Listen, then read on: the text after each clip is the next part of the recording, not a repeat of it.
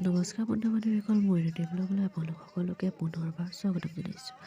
আজি হৈছে মাঘ বিহু। মাঘ বিহুৰ দিনা সকলোৱে একেলগে জুই ধৰাৰ আমোদেই বেলেগ, নহয়নে বাৰু? এয়া মই দেখিছেনে সকলোৱে কেনেদৰে ফূৰ্তি কৰি আছে।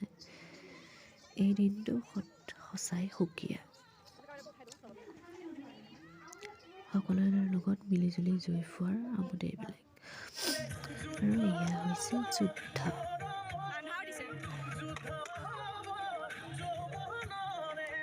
ছোৱালীৰ যুদ্ধ দেই ৰাইজ।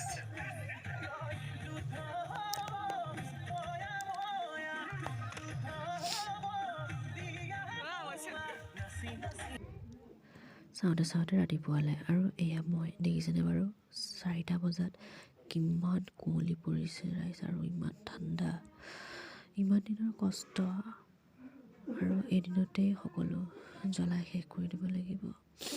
সঁচাই কিমান বেয়া লাগিব, ইমান কষ্ট কৰাৰ পিছত আকৌ জ্বলাই দিব লাগিব।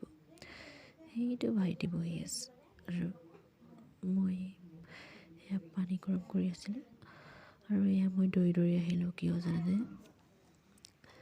এটা অসমীয়া পৰম্পৰা আছে যে এনেকৈ খেৰ গছত বা ঘৰৰ খুঁটাত বান্ধিলে বছৰটোলৈ বহুত ভাল হয়।